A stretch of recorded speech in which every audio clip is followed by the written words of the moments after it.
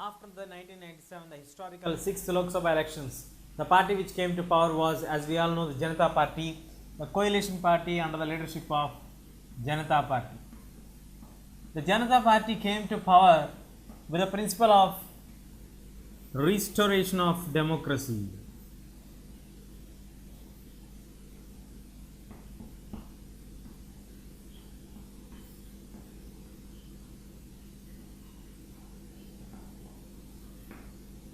Now, restoration of democracy was a basic principle which guided the people to come towards or motivated towards the Janatha Party.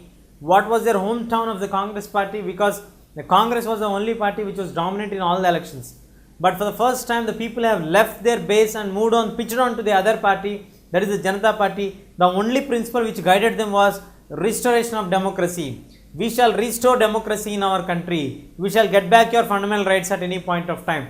We shall take care of you and the democratic principles. But in reality, in 9 states, Congress could retain her power. Immediately as soon as the Janatha government came to power, the Janatha government used the Article 356.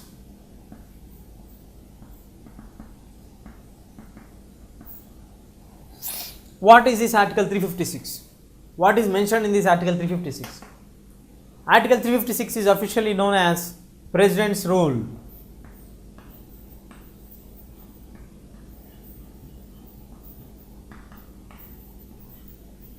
So, using the authority of Article 356, the central government can ask for a report to the concerned governor asking whether the machinery of the state is functioning according to the true principles of democracy or not. On basing on the report of the given by the governor, on the recommendations of the Prime Minister, the President can cancel the government and impose presidential rule here, which means that on the report based by the governor, if the governor is not satisfied with the constitutionally set up at the state level, and if he feels that the government is not running on the basis of the constitutional limits or on the constitutional rules and regulations, he can recommend the President's rule and advise the Prime Minister basing on a written report sent to him. So, using the Article 356, the Janatha Party government dismissed the 9 states where the Congress government was in power.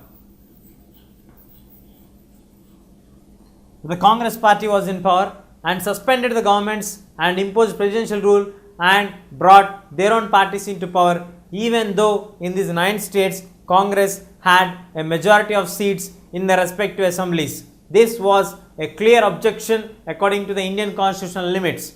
But because of the internal disturbances or because of the enmity towards the Indira Gandhi's regime, they gave a clear statement that Congress has lost their moral values to rule further. This is a statement given by them, and they cancelled all the 9 states governments where Congress was in power. Immediately, as soon as this went on moving on, by 1978 and 1979, there were many internal disturbances between the local parties or the coalition parties, and they broke down, and immediately we got elections in 1980. In 1980, we got the 7th Lok Sabha elections.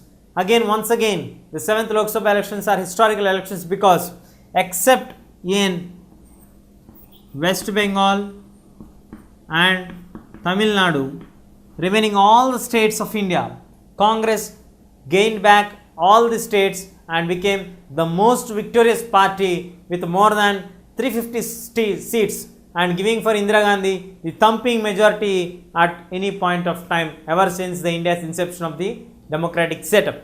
Now, again Indira Gandhi became the unchallenged leader of the nation. Now, as soon as she took over the national leadership, the prime ministerialship of the candidates, and she immediately paid back the coin of the Janatha Party, where the 9 states were replaced by the non-Congress governments, were immediately suspended using the same article of Article 356 and imposed the presidential rule, and later she established the Congress governments there.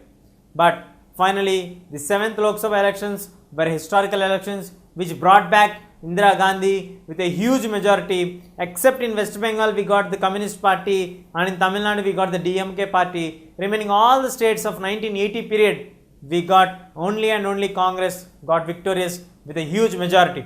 Now, coming into the reality, even though after emergency India has been established as a democratic nation or a truly democratic spirit or the multi-party system exists in India, but coming into fact of reality that during the period of Janatha government or during the period of Congress, when they were suspending the 9 states irrespective of their majority in the seats of assemblies, now they are a binding or they are moving out of the federal spirit